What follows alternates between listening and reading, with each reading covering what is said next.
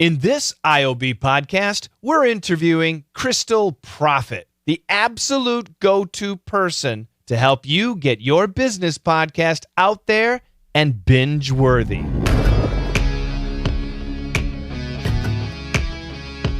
This is the IOB Podcast. I'm your host, Mike, and it's my goal to make your podcast the best. Thank you for listening to another IOB Podcast episode. My name is Mike, Krystal Proffitt, host of the Proffitt Podcast every Tuesday and Thursday. And also, the Potty Report. Potty. A 5-minute podcast, quick tips on podcasting, not bathrooming. If you are running a business and considering podcasting, Krystal is your go-to. If you want to start an online business and get the word out there, Krystal is your go-to. She wrote a book, Start a Binge-Worthy Podcast. She's the step-by-step guide we all need, and she teaches too. If you have a message that you think might be worth sharing, contact Krystal. In this podcast, Krystal talks about, my podcast is boring. I'm the only one excited about this. I'm not good enough.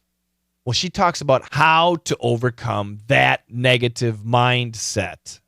She talks about the evolution of becoming a pro. She talks about how your podcast potential is tied to one thing. Is your podcast too niche, too quirky, too common? She talks about how to stand out. How to improve your voice.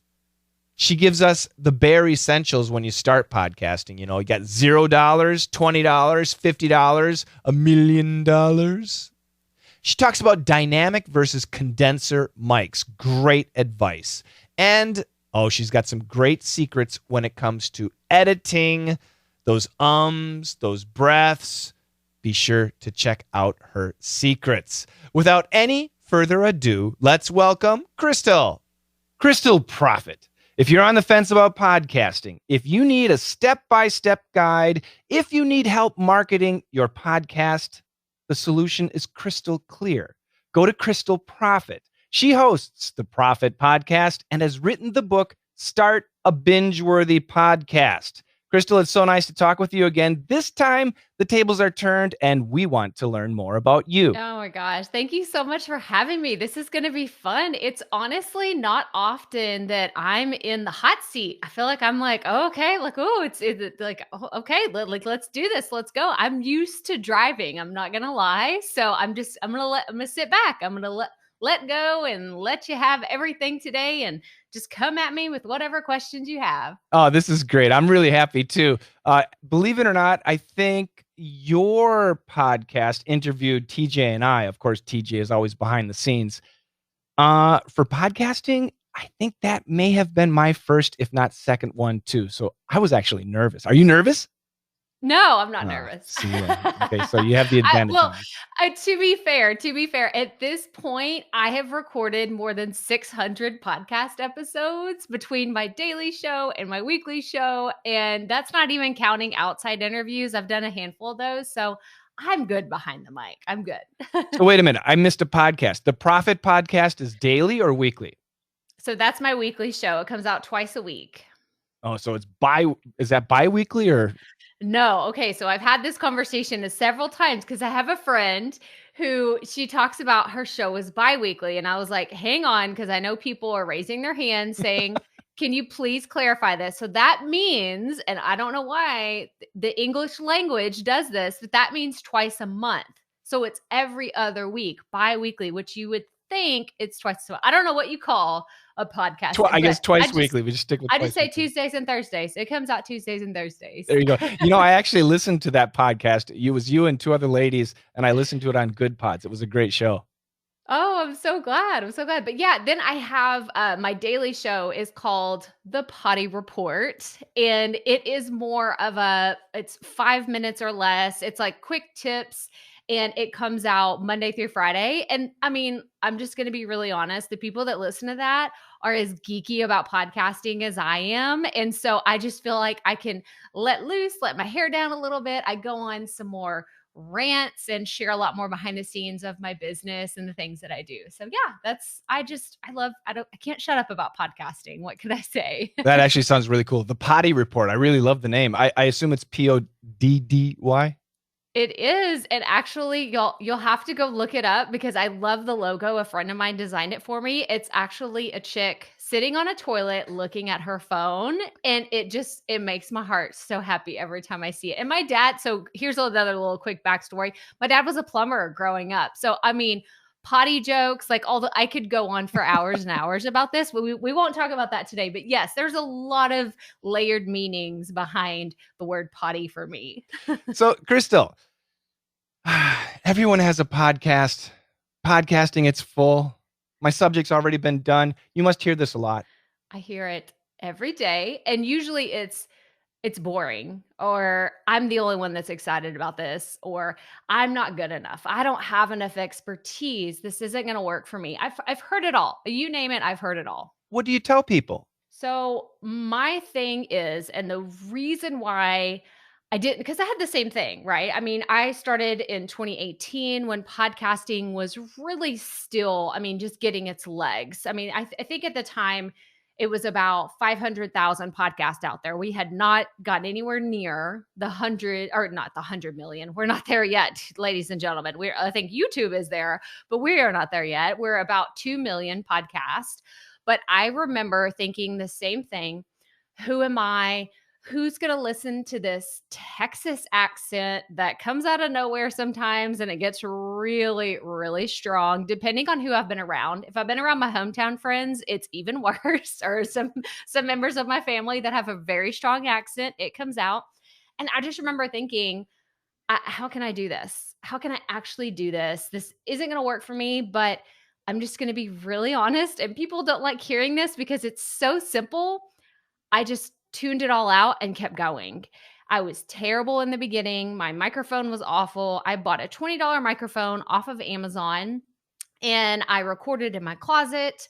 I recorded when my kids were in the background. I mean, you could go back. I actually rebranded a podcast from the original one I started, which is the one that you hear today, the Proffitt Podcast. So I left all those old episodes there. So if you're like, what does a dumpster fire of a podcast look like? Go back to the beginning of my show. I didn't change any of it. And I had several people say, well, you don't really sound as professional in those first ones, and you don't sound as confident, and you don't honestly, it just sucks because the audio is not edited well. And I've heard everything, and I say, yeah. And I'm leaving those there as a testament to you just have to get going. You have to get started somewhere, because it's like riding a bike or working out or anything else. You get better as time goes on, and it's just your starting point. It's just your jumping off point. So my advice is always to get started and just keep going.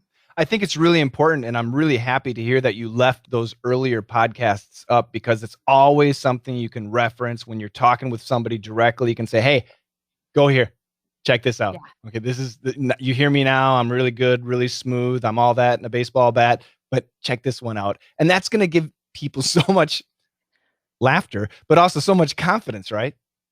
100%. And it's really cool because, I have a lot of mentors in the online space. And when they grab something from 2010, from 2009, like it was one of their very first YouTube videos they ever did, and they share that, I'm just like, oh, they sucked too. This is so awesome. Like, I love seeing it, because now, they have these $1 million businesses, or they have these huge teams of people that are supporting them, and they do all these incredible things that sometimes new business owners are really envious of, but you can see they didn't start off like that. They started off with just a webcam and a laptop microphone that was kind of crappy, and they had terrible lighting. And so it's really good to see those stories. And so I just keep saying it's just part of my journey. Like, I have evolved so quickly in the last 3 years, actually. And I like to see that for myself, but I also like to tell people, what you see today, the 600 plus episodes, those didn't happen overnight.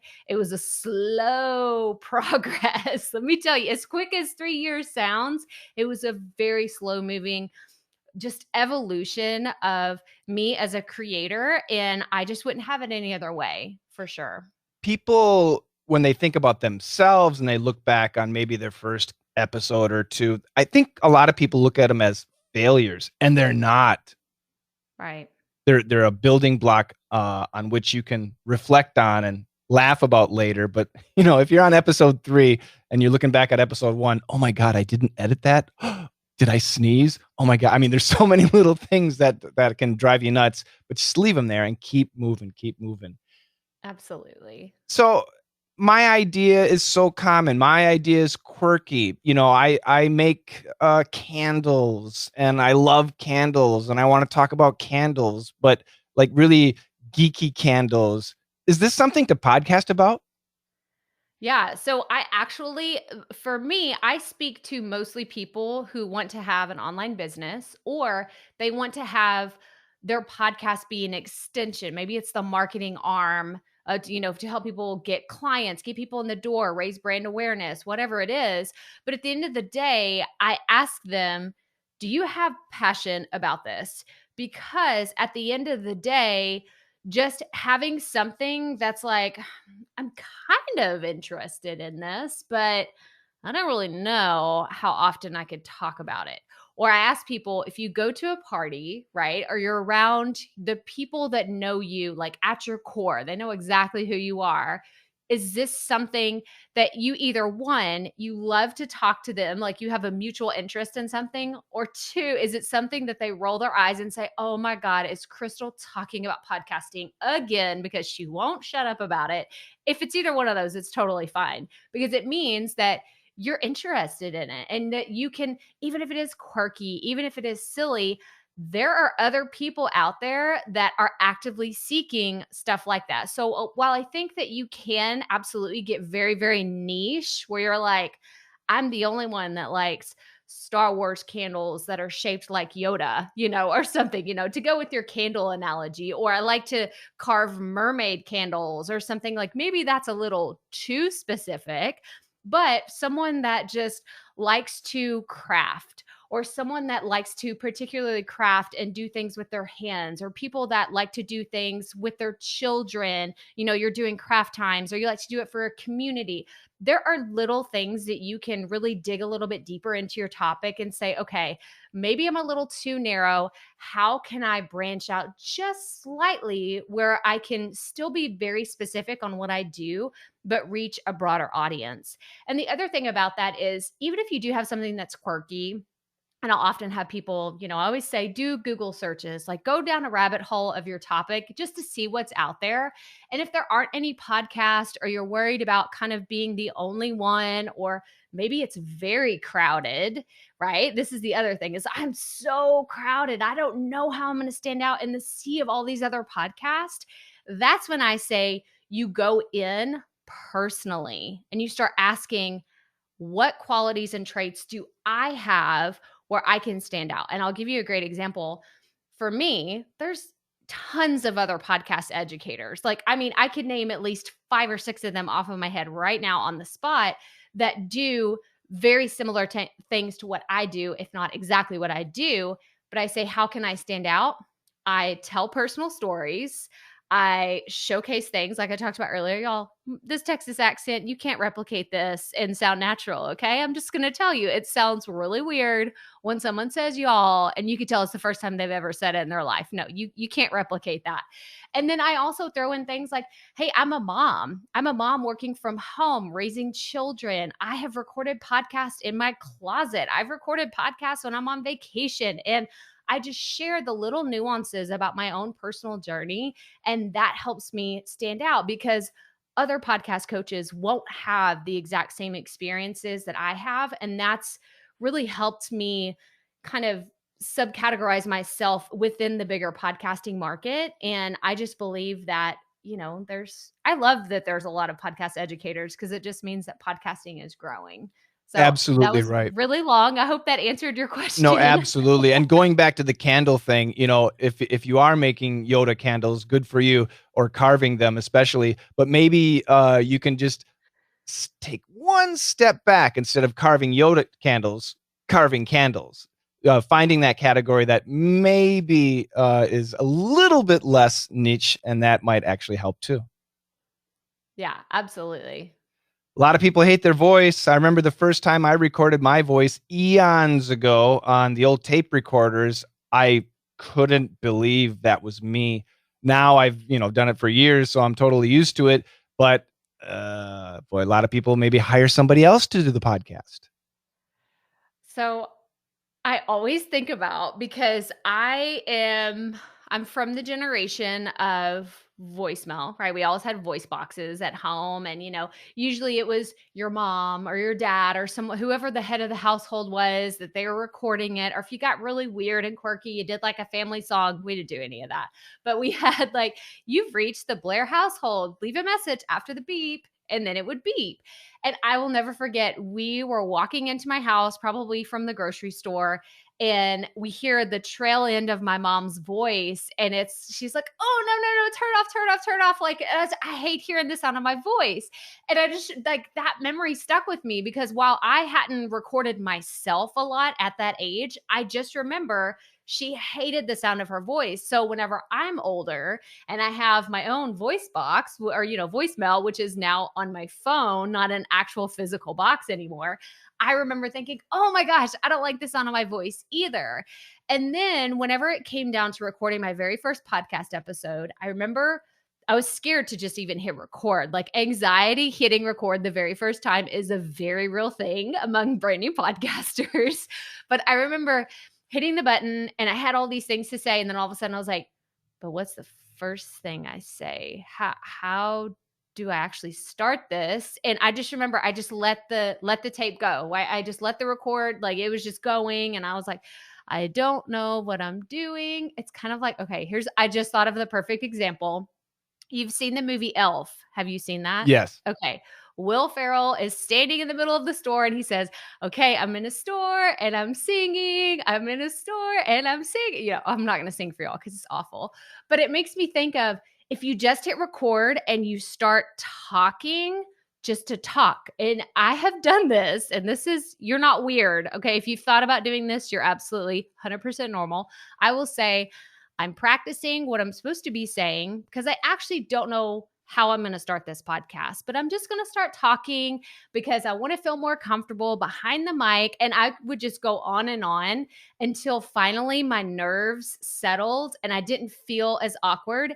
And then I would hit stop and I would throw it away. I wouldn't even go back and listen to it, because I knew I wasn't going to use that.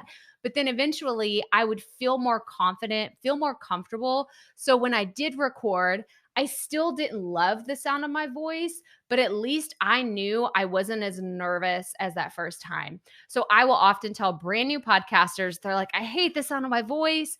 I advise them, remove yourself from your voice. Pretend like you're listening to someone else's voice. This is what I do. I have a YouTube channel. I have a podcast now.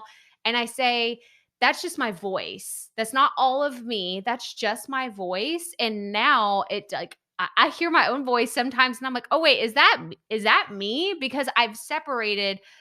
That's not who I am as a person. Does this make sense? Does this sound really weird? Absolutely makes sense. It's really important to realize that, you've lived this far with that voice and everybody around you seems to deal with you just fine. So yes. Yeah, it's a matter of you overcoming that obstacle. And you just gave some brilliant examples on how to do that. I mean, you could just sing like you're Will Ferrell in the middle of the North Pole. Perfect idea. So okay, I've decided I'm going to start. And you said you started with a $20 mic. I started with an iPhone mic. I think a lot of people do that type of thing. Eventually we want to, upgrade, if we get some listeners, we want to have a, so to speak, studio. But what are the bare essentials in equipment that a person needs to get started? Yeah. So I started, it was a $20 microphone. I believe it was the Fifine brand, which is still a great brand. And they make a lot of really good plug and play options, I say whatever is best for your budget. So if you're like, I have $0, then use your phone or use your laptop microphone. At the bare minimum, I would recommend having some kind of headphones that has a built-in mic and plug that into your laptop, because that's going to give you the best quality sound, or plug it directly into your phone if that's how you're going to record. That is the cheapest, best option for someone that's just getting started that has a $0 budget. From there, we could move into like the $20 to $50 range. And I say whatever is going to have the least amount of friction on you, how comfortable you feel with technology. Because if I tell you to go purchase all the things that I have here in my desk, like my setup, your head's going to explode and you're going to say, that sounds really overwhelming. So if you're at the technical level of I just want something that's a USB, I can plug it into my computer, it doesn't take up a ton of space on my desk, I can move it if I'm not using it, then I recommend getting a plug and play microphone. But something that I've learned along my podcasting journey that I wish I would have understood better, and I know that you totally being a sound guy and understanding the different levels of how to have really quality audio, one of the best things that you can do is have a dynamic microphone as opposed to a condenser mic. And I did not understand the importance of this. Here's a good example for anybody that's listening that doesn't know the difference. A Blue Yeti is a condenser microphone, but it's also one of the most recommended for people in the online business space for a podcast. If you have like carpet everywhere and your office doesn't echo wherever you record, it's probably fine. I have an echoey office. I have shutters. I have glass doors. There's tile on my floor. I need a dynamic microphone for my office. And what I have today, I have a Rode Procaster with an interface, and like it has a bunch of other gadgets and gizmos that I have to plug in, but that's the level that I'm at now. So again, just what is your comfortability as far as technology goes, and what is your budget? Don't go above that. You don't need a $700 setup to get started. I got started with a $20 mic. You said you got started with your iPhone. Like, it's totally fine, and you can always upgrade in the future. I'm looking around at all my equipment. This is pretty sad. I have so much equipment in my office, but I have steadily upgraded probably every 6 months, probably 6 months to a year as I've gotten started. But I didn't jump from point A to point Z in the first year. I've slowly increased the quality of my equipment and the different things that I have to support me based on where I was. So I could talk about equipment, but at the end of the day, I try to keep it as simple as possible. Whatever works best for you is going to be the best option for you. Like you said, going back to the beginning, just start. Yeah, just get it going. For sure. Now, I'm not a technical guy. Editing, do I have to edit? Can I just hit record and go and then just upload it? So this is where I like to set myself apart from all the other podcast coaches, because I don't do a ton of editing. Production behind the scenes is very, very minimal for me, because I don't love to edit. I like to keep things super, super simple. And over time, I've purchased software and tools that can help me like in the editing process, where I don't have to do a lot of things manually. But whenever I first got started, I used Audacity, which is free. I downloaded Audacity. I have a PC, for anybody that's wondering. If you have a Mac, you can use GarageBand because it's free. It's on your iOS already. And I just say use whatever you feel comfortable with. But when it comes to editing, you don't have to have this huge fancy production. Like I said, you can go back to the very beginning of my shows. And what I recommend for people that are intimidated by editing, they're like, I feel like I'm going to mess up. I'm going to say so many of the wrong things.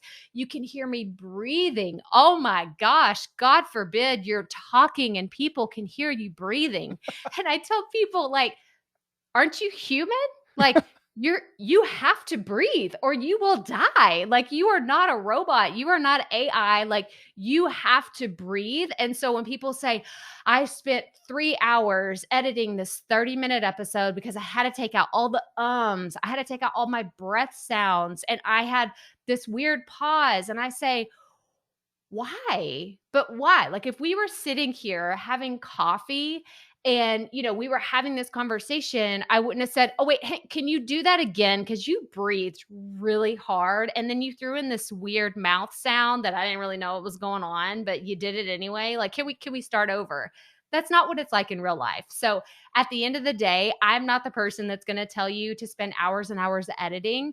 I will advise, if you do make a mistake, then I clap. I do a lot of solo episodes. So whenever I'm recording and I mess up, I lose my train of thought, I will just clap really loud, or I will pause. Like, if I mess up, I'll pause for like probably up to 5 seconds. That way I see visually that there's a break in the audio. So when I do go back to edit, it takes way less time than it used to before. Another tip that I also have is I don't edit right after I record. I will edit, go do something else, or I will record first, and then I'll wait until the next day, or possibly even, the next week, depending on when I need to put out that episode.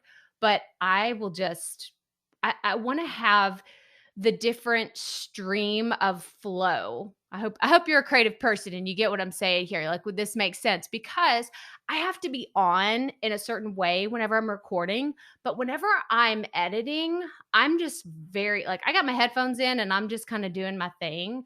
And it's hard for me to switch back and forth. And I would rather record 2 or 3 episodes and just like bang those out, and then I can edit those later. So that's my quick tips on editing. Yeah, I totally get that. Being in the role that you're when you're recording, my wife doesn't get that, but I totally agree there. And speaking of the breathing, I remember I used to do radio, and sometimes you have a guest, and it depends on who it is. But I had this one guest who, when he wasn't talking, it was lips to the mic and. And this is on the radio live, and it's hard to tell somebody to stop breathing in a polite way. So what I did on the radio, and it was just so funny, I said, "Are you okay over there, Ron? It sounds like maybe you okay?" And he says, "Why? What's going on?" "Well, we can hear you breathing, and we're worried about you." And then it totally woke him up. But it's an embarrassing situation for him. However, it also solved the problem completely. But yeah, breathing, generally we're human, but sometimes when you're off the mic, maybe step back from the mic a little bit if you know your breathing can be an issue. Well, and I actually feel like I have an advantage because I'm very loud naturally. Like, my husband, this is so funny, especially in the morning. I usually wake up and I have coffee before him, but he will like have this like visual, like, he has like this pretend volume knob, and he's like, you're at like a 10. Can we bring it down to like a 3? And he tries to turn me down, and I'm just like, I'm just going. So I'm loud naturally. So I'm pretty far off the mic all the time. So I don't do a lot of like heavy mouth breathing, but I know what you're talking about when people think they have to be so close to their microphone, and you do catch up some of those just really weird mouth sounds too that you can't explain. It's hard to cut out. And I just think, I mean, at the end of the day, if that's going to be the make or break for someone not listening to my show, then maybe it wasn't meant to be. And I just don't put that kind of pressure on myself. I just keep going and I keep creating. I love it. That's a really good attitude. So I want to know about your book, and you have a course. And once again, for everybody listening, especially, and tell me if I'm wrong, Krystal, especially if you have a business and you're thinking about podcasting and you really want to kind of expand your audience, get into other search engines, I think, Krystal, what you have to offer is exactly what they might need.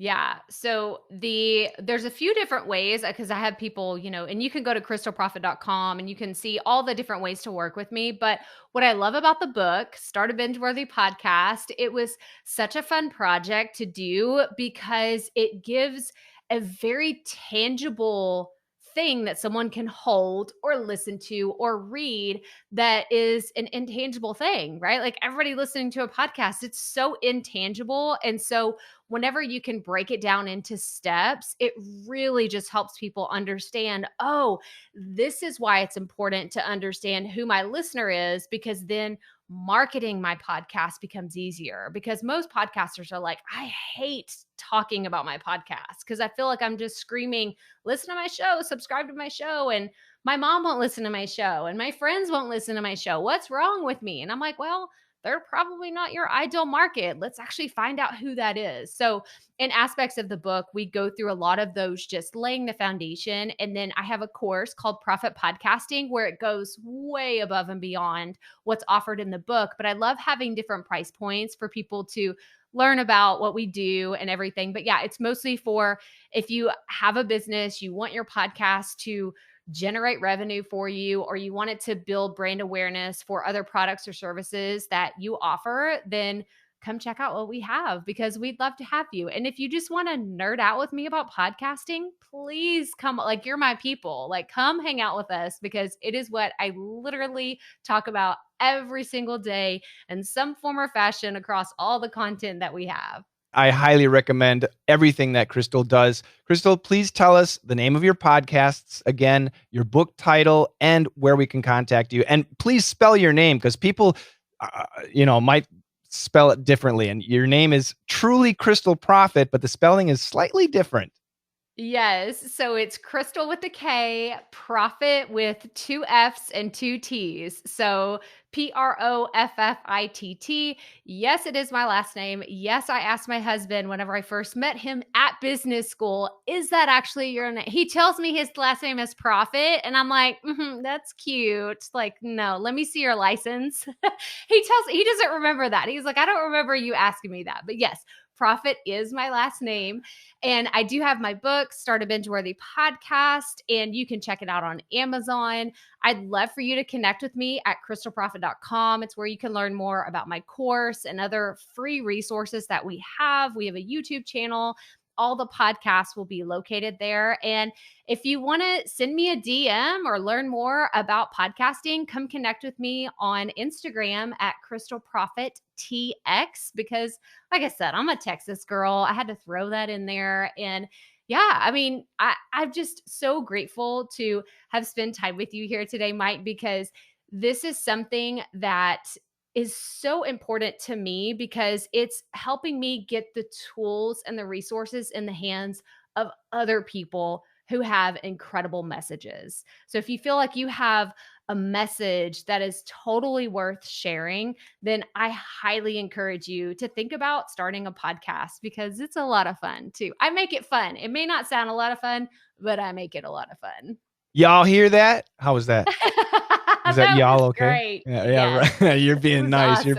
You're probably saying bless your heart. Bless your little heart.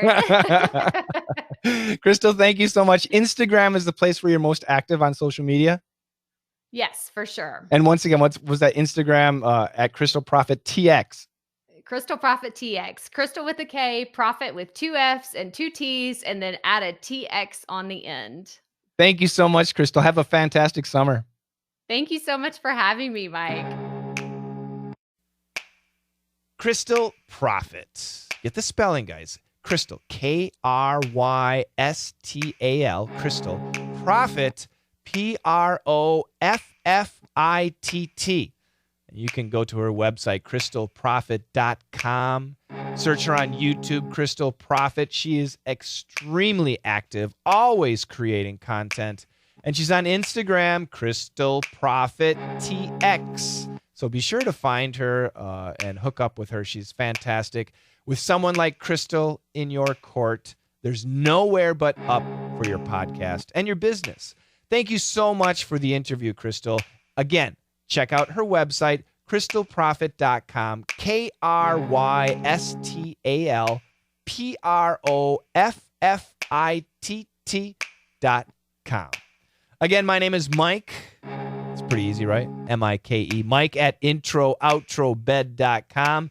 Get our IOB newsletter at introoutrobed.com. TJ, our music composer, is very active on Twitter, twitter.com/intro-outro-bed. And our offer stands. Submit your podcast to us for a format critique. If we choose you, TJ will make a free custom-made intro just for you and your show. We are on iTunes and pretty much everywhere else you catch these podcasts, and we would sincerely appreciate a rating and a comment. Of course, 5 stars are what I like to see. And tell your friends. Next week, we're going to be talking about ads, advertising in your podcast, some do's and don'ts. And we'll also have another podcast format critique. Take care, guys. See you next week. Bye-bye.